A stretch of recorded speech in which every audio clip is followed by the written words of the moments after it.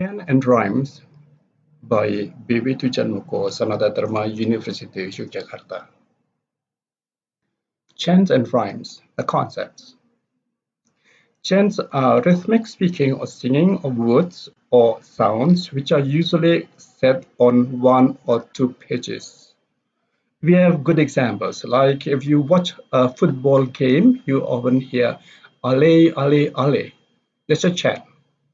Another example, his bell, he's red, he sleeps in Fergie's bed, Howard Webb, Howard Webb.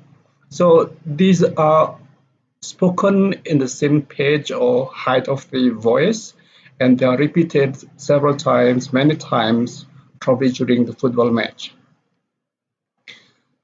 And then rhymes are short poems, usually only consisting of 4 to 7 lines. It's only 4 to 7 lines, and it can be read or it can be sung, and it's usually for children.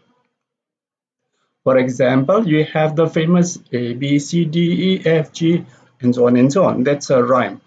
And then its repetition, the patterns is repeated. You have A, B, C, D, just single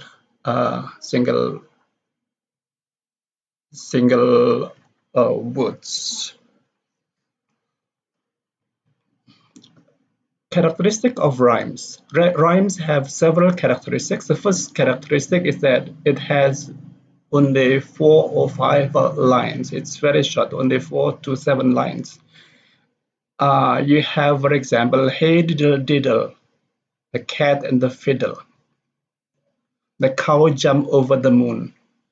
The little dog laughed to see such sport. And the dish ran away with a spoon. So it only consists of 5 lines. Hey diddle diddle, the cat and the fiddle. The cow jumped over the moon. The little dog laughed to see such sport. And the dish ran away with a spoon. The second characteristic of rhyme is that it ends with the same or similar last line syllable. For example, you have moon and spoon. You have diddle and fiddle. So they end with the same syllable, diddle and moon and spoon. And we also have another characteristic, namely the repetition of words and phrases. Here you have diddle, diddle is repeated, and the cat, the also repeated. And another characteristic of a rhyme is that the content is usually a bodily object or life or experience. It's about simple life. It's about things around us. We have another example of a rhyme. I think you're familiar with this. We all have an English class. We all have an English class. The lesson is easy and fun. Here we have the repeated of the phrase English class, and also we have the rhyme at the end of the syllable class. I mean, the end of the stanza class. And every time that we all study. Every time that we all study, the lesson sure is fun. Here we have the repetition of the word study and the repetition of the clauses. We all study. Every time that we all study, the lesson sure is fun. We have several kinds of rhymes. The first is perfect rhymes. It's perfect rhymes. For example, lock and walk, pack and lag, handsome and lonesome, handsome, lonesome. And we have family rhymes. Here we have the same types of consonant, the same types of vowel. For example, cab and cap. The last consonant, b, cap, and p are both plosive, both are bilabial. Bed and bag. The d and g in bed and bag are both voiced, and they are plosive. D, bed, bag. And then you have thrive, tribe, and life. You have the first sound is a alveolar fricative, and this is produced with the lip against the upper teeth, and life is the same consonant, similar consonant is produced with the lower lip against the upper teeth. So tribe and life, these are familiar rhymes because the last ending, the last consonant belong to the same class or the same category of consonant or vowel. And then the third kind of rhyme is additive or subtractive rhyme. For example, you have feel and healer. Feel, healer. Healer is the same as feel, ill sound, but then here you add another sound, healer. Greed and feeding. The greed here is the same as feed, but then you add ing, greed and feeding. You have believer and deceive. This is another kind of rhyme. It's the subtractive, in which the er, the believer, the last vowel is dropped or subtracted, and then you have deceive. The same thing with writer and it. So here we have two examples of additive rhymes and also two examples of subtractive rhyme. The next is assonance rhyme. Here we have the same vowel. For example, the red and mat, a. Both are tense vowels, a. Then you have also fell and mess. So these here we have the same vowel but different consonants, assonance. And then we have consonant rhyme, in which we have the same consonant but different vowel, make and take. We have the same k here, take and make, but the vowel can be different. You have bail and kill, bail and kill. You have a and a, and b is different, the k is different, but here you have the last sound is the same, kill and bail and kill. So these are the 5 types of rhymes which we can use in writing a rhyme. Why do we use rhymes in our language teaching? Although rhymes are usually for children, but in language teaching, we often use rhymes because language is a foreign language. English is a foreign language, and for many of us, language is a foreign language. So we do not meet it, we do not use it every day. And therefore, the use of rhymes will be interesting. And these are the other reasons of the use of rhymes. The first is it's a good way to teach or learn words. You have like, this is a common rhyme. I think you are familiar with this. Head, shoulders, knees and toes, knees and toes, head, shoulders, knees and toes, knees and toes, and eyes and ears and mouth and nose, head, shoulders, knees and toes, knees and toes. Here we have a rhyme which is used to teach our body parts, our facial parts. This is our body part: head, shoulders, knees, and toes. So these are parts of our body. So we can use rhymes to teach vocabulary. The second is it's a good way to learn consonants, vowels, and diphthong stress intonation. In a rhyme, some words can be repeated or are repeated, so that we have the repetition of consonants, vowels, and diphthongs.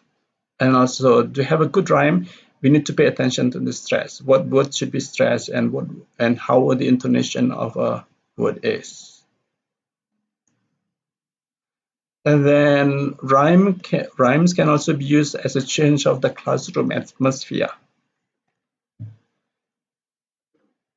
Here we can have, it's fun. We can, after learning vocabulary, after learning some serious material, we can just shift to another activity in which we use rhymes to practice some consonants or vowels and or vocabularies.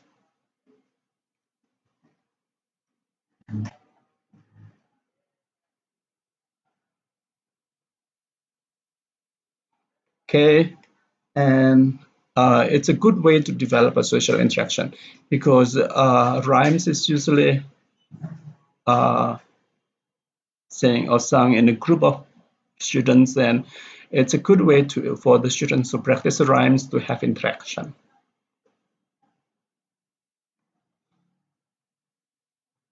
We have several steps in creating rhymes. The first step is finding the topic. The second step is creating a draft, and the third step is polishing the necessary rhymes. We use the rhyme, simple rhymes, and we call that necessary rhymes. This one is from wikihow.com. The first step is finding a topic. How can we find a topic for making a rhyme? The first is we can write about animal with a fun approach. So the purpose of making a rhyme is to have fun. You can write about spider, you can write about frog, or you can write about doves. It's about animal. We can also develop a character to tell the story. We have MacDonald had a farm as a topic, or you have Mary had a little lamb, or you have Miss Polly with another character. We can also have a favorite object is as the topic of our rhyme. You can have a star, like a teddy bear, as a topic of a rhyme. And then we can also develop a new rhyme from an existing rhyme.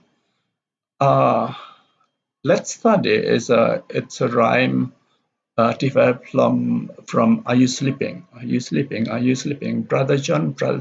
That we just change the words. And English class is developed from Mary Had a Little Lamb. The next you can listen to rhymes or read rhymes, and then from the rhymes you have ideas, a new idea on what topic you are going to write for a rhyme. You have several steps to create a rhyme, creating a draft. And the first step is tell a simple story about your topic. So tell a story about your topic, about your dog, about your bear, about anything else. You can also follow a rhyme scheme. For example, you want to talk about frog, you can say green frog, jog, dog, cat, mat, lad, pet. So the scheme here, the rhyme scheme here is the frog, and jog is the og, and dog, and then you have cat and mat and lad and pet. So because of the rhyme, you can choose the meaning of the words on the phrases to write. And then use repetition to add rhythm and flow. For example, little green frog, can you jump across the log? So it's about a green frog, and green frog can jump over the log, which is on the water. And then we can also include alliteration. For example, similar consonant. You have O, B, P, boob, baby, boob, chep, blunda, boon. Here we have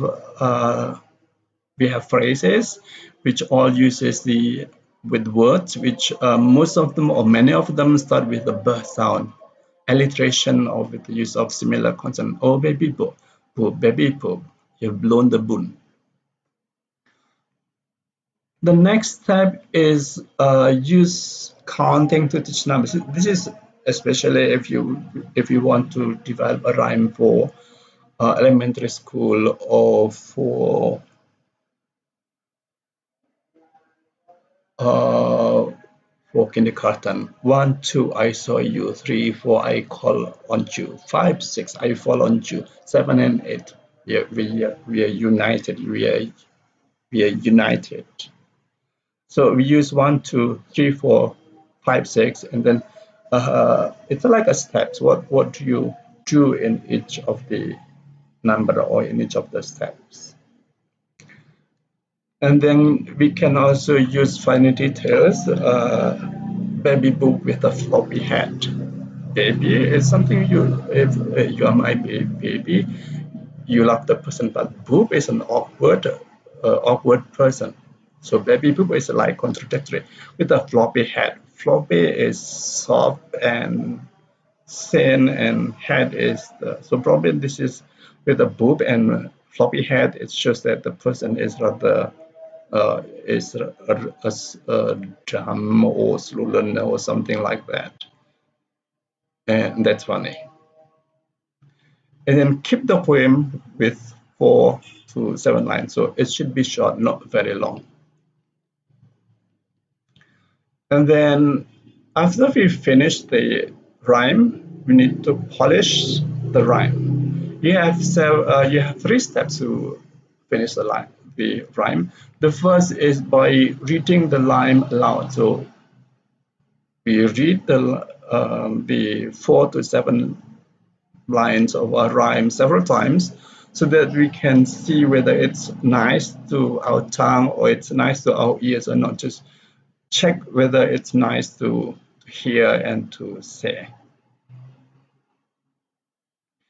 And then share with friends to get feedbacks. You can share your rhyme with your classmates, and then after that you can get feedbacks, and from the feedbacks you can revise the rhyme so that you can see whether you can revise the rhymes according to your classmates' feedback and see whether the flow of your rhymes is good or not, and then whether the content is understood like what you want to say or not.